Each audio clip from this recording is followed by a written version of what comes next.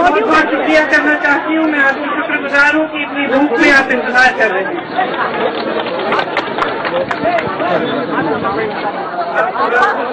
आप ही की वजह से मैं यहाँ आ गया। बन रहा है, मेरे को बन रहा है। इधर हो जाइए, मैं आपसे बोल रही हूँ यार।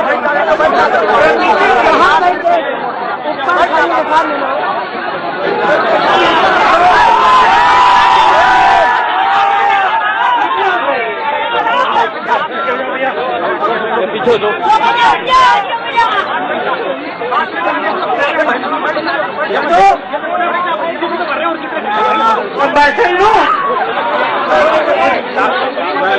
मैं आपसे चुनाव के विषय में तो बात करने आई हूँ, लेकिन उससे अलग कुछ और बातें भी करना चाहती हूँ।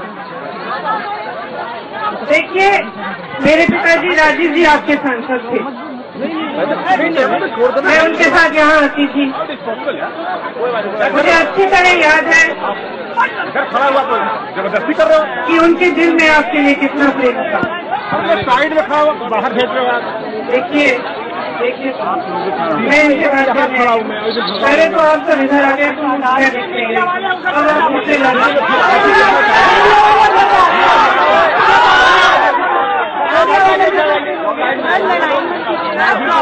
आप दूर लगाना, आप दूर लगाना, बोलने दीजिए ना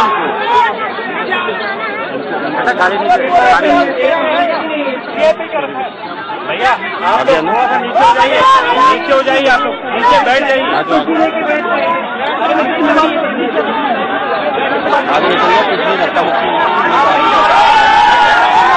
अच्छा देखिए, अब आप चुप रहेंगे तो सुन भी लेंगे, अब चुप रहेंगे तो सुन भी लो।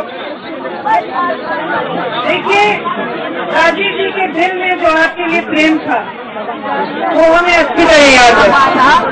मुझे ये भी याद है और ये मैं अच्छी तरह से जानती हूँ कि आप के दिल में उनके लिए क्या भावना है।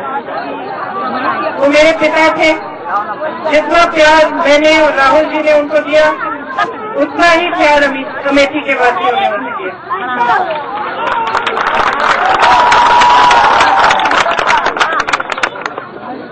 वो एक ऐसे इंसान भी थे जिनको देखते ही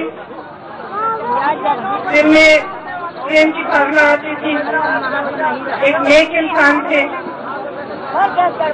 मधुर भाषी थे। जो भी उन्होंने इस क्षेत्र के लिए किया, उन्होंने प्रेम की भावना से किया। उनमें एक और खासियत भी थी, वो दूर का सोचते थे। उनका नजरिया दूरदर्शी नजरिया था।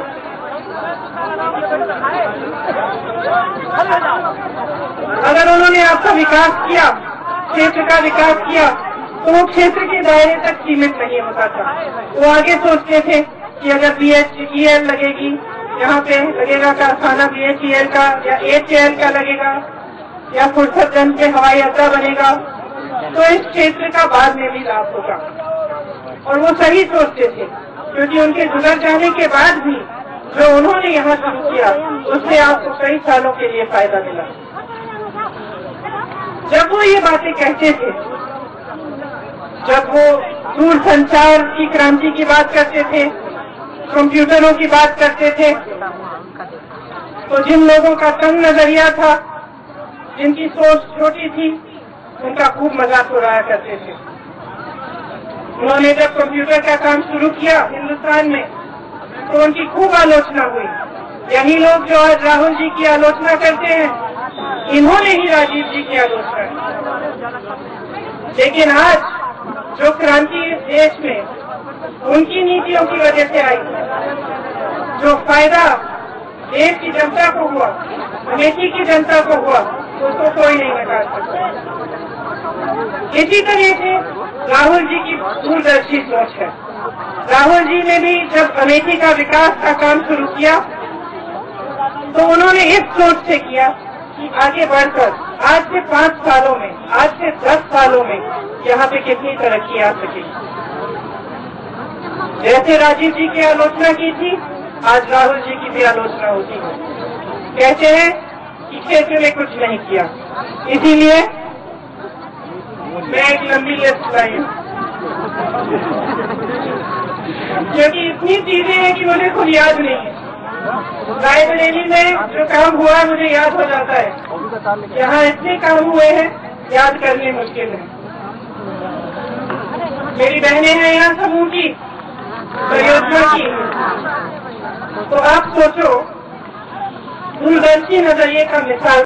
मेरी बहनें हैं यहाँ समूह की परियोजना की, तो आप सोचो दूरदर्शी नजरिए का मिसाल मैं बताती हूँ।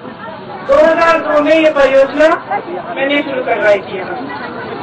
एक समारोह में गई थी जहाँ पे बांग्लादेश के एक शख्स मोहम्मद यूनुस जी को पुरस्कार मिल रहा था। मैंने देखा कि किस लिए मिल रहा है, तो उन्होंने इस तरह की परियोजना बांग्लादेश में बनाई। मैंने सोचा ये अमेठी क्षेत्र के लिए बहुत अच्छा रहेगा। 99 से लेकर 2004 के लिए मैंने काम किया। तो उस समय मैंने कहा यहाँ पे भी शुरू करते हैं, हो सकता है आज तक गांव का फायदा हो जाए, कुछ महिलाएं जुट जाएं। तो हमने छोटी तरह से मुंशीगंज गौरीगंज में कार्यक्रम शुरू किया। राहुल जी 2004 में आए। सबसे पहले जब वो अमेठी आए तो इस परियोजना के कार्य को देखने के लिए आए। उस समय तो मैंने जब आपका काम दिखाया तो उन्होंने कहा कि ये तो बहुत अच्छी चीज है, इसको तुमने यहाँ तक सीमित क्यों रखा है, इसको तो पूरे देश में होना चाहिए, पूरे उत्तर प्रदेश में होना चाहिए। तो उन्होंने उस कार्यक्रम को एकदम बदल डाला।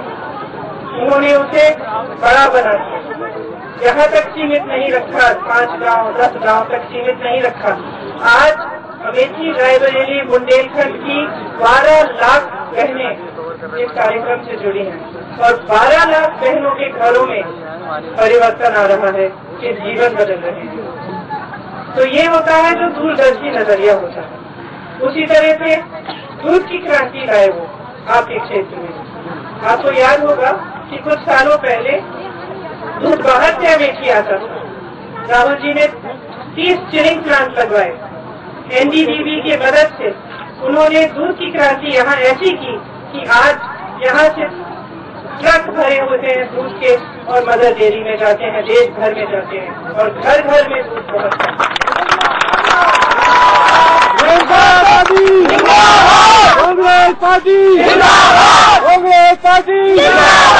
फिर उन्होंने सोचा कि शिक्षा के लिए क्या करूं मैं क्षेत्र के लिए।